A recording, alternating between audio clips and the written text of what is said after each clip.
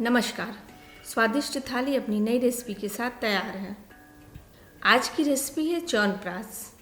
बाजार में मिलने वाले च्यवनप्राश में बहुत सारी आयुर्वेदिक जड़ी बूटियों का मिश्रण होता है, लेकिन यहाँ जो च्यवनप्राश हम बनाएंगे उसमें सिर्फ उन्हीं सामग्रियों को मिक्स करेंगे जो हमें सुविधानुसार प्राप्त हो सकें। घर पर बनने वाले ये च्यवनप्राश भी स्वास्थ्य के लिए बहुत ही गुणकारी होगा। च्यवनप्राश बनाने की विधि को हम 3 अलग अलग स्टेप्स में डिवाइड कर लेंगे। तो चलिए अब हम फर्स्ट स्टेप के इंग्रेडिएंट्स और प्रोसेस देखते हैं।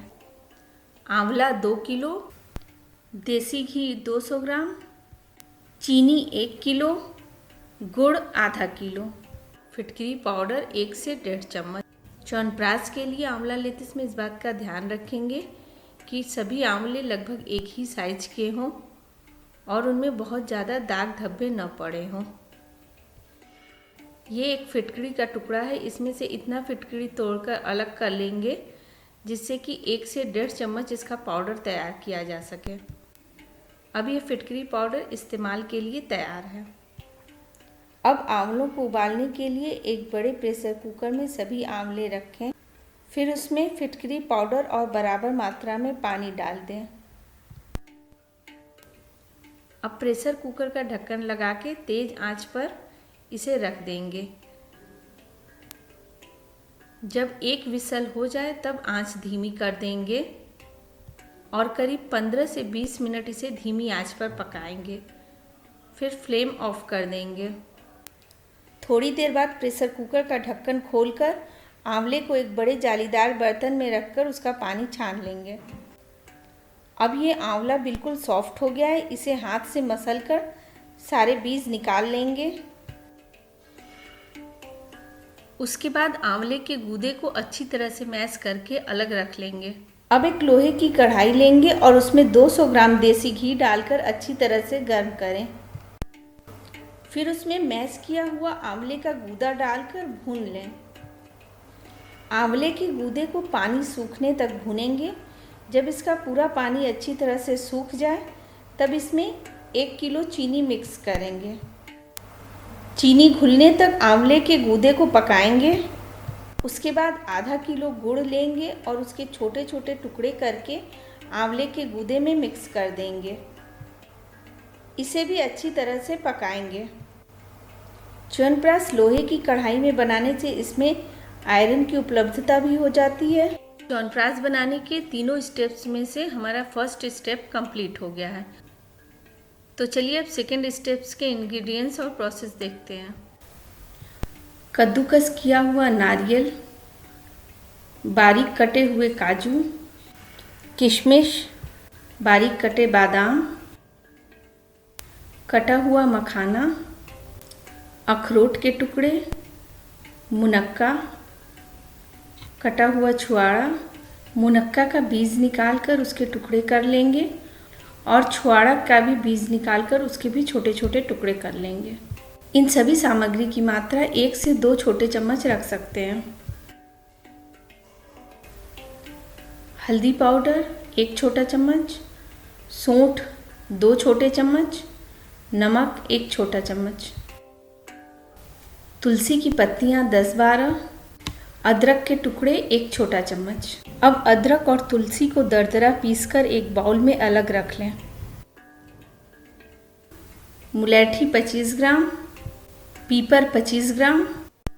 मुलैठी और पीपल को सीलबट्टे पर एक एक करके कूट लेंगे और फिर उसे मिक्सर में डालकर सूखा पाउडर तैयार कर लेंगे। पहले हम मुलैठी को इस तरह से सील पर सूखा कूट लेंगे। अब इसे मिक्सर में पीसकर सूखा पाउडर तैयार कर लेंगे। ये हमने मुलैठी अच्छी तरह से पीस लिया है। आप देख सकते हैं इसमें बहुत से रेसे हैं, इसलिए इसे अब हम छलनी से छानेंगे। अब ये मुलैठी का पाउडर अच्छी तरह से तैयार हो गया है। इसे एक प्लेट में निकालकर अलग रख लेंगे। अब मुलैठी की तरह ही पीपल को भी हम सील पर सूखा कूटेंगे और फिर इसे मिक्सर में डालकर पीस लेंगे। अब ये पीपर का पाउडर भी हमारे पास तैयार हो गया है। इसे भी हम छलनी से छानकर बारीक पाउडर अलग कर लेंगे और फिर इसे मुलैठी पाउडर में मिक्स कर देंगे। अजवाइन 1 छोटा चम्मच, मंगरेल 1 छोटा चम्मच, छोटी इलायची 1 छोटा चम्मच, लौंग आधा छोटा चम्मच, जावित्री आधा छोटा चम्मच, जायफल आधा छोटा चम्मच, दालचीनी के टुकड़े आधा छोटा चम्मच, पोस्ता दाना 1 छोटा चम्मच, काली मिर्च के दाने 1 छोटा चम्मच। अब इन सभी मसालों को भी मिक्सी में डालकर बारीक पीस लेंगे।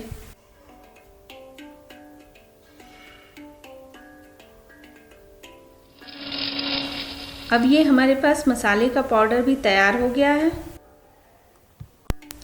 इसे भी छलनी से अच्छी तरह से छानकर बारीक पाउडर तैयार कर लेंगे और पहले से तैयार मुलैठी और पीपल पाउडर के साथ इसे भी मिक्स कर देंगे।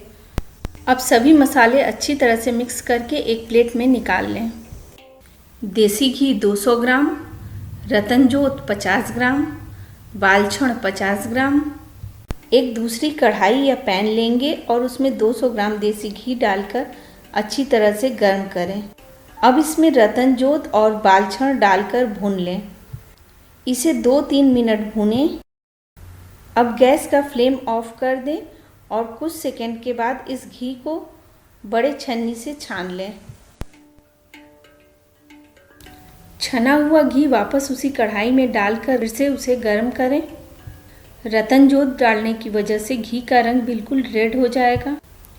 जब घी अच्छी तरह से गर्म हो जाए तो उसमें सबसे पहले तुलसी अदरक का पेस्ट डालकर भूनेंगे। उसके बाद पहले से तैयार किया हुआ मिक्स सूखा मसाला इसमें डालेंगे। सभी मसालों को 1 से 1.5 मिनट तक भूनेंगे।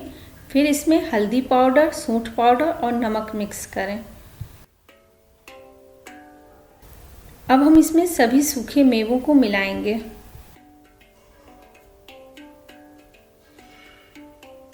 अब च्यवनप्राश बनाने का हमारा ये सेकंड स्टेप भी कंप्लीट हो गया।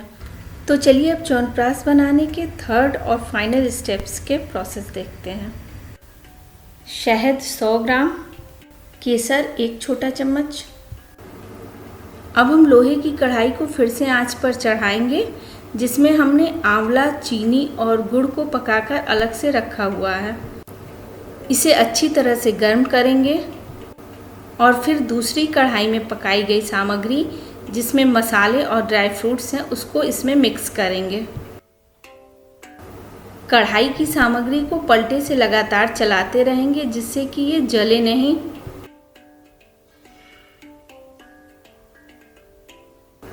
जब सभी सामग्री अच्छी तरह से पक जाएगी तब हम इसमें शहद डालकर उसे भी अच्छी तरह से मिक्स करेंगे। जब शहद च्यवनप्राश में अच्छी तरह से मिक्स हो जाए तब हम इसमें ऊपर से केसर डालेंगे और उसे भी मिक्स कर देंगे।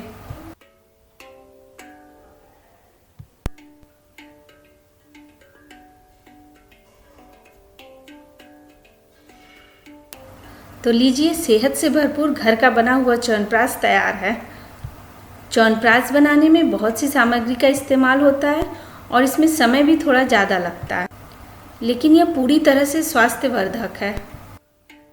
बाजार से खरीदे गए च्यवनप्राश में कौन सी सामग्री पड़ी है और कितनी मात्रा में पड़ी है या फिर उससे हमें क्या फ़ायदा मिलेगा, यह सिर्फ हम उसके रैपर पर पढ़कर जान पाते हैं।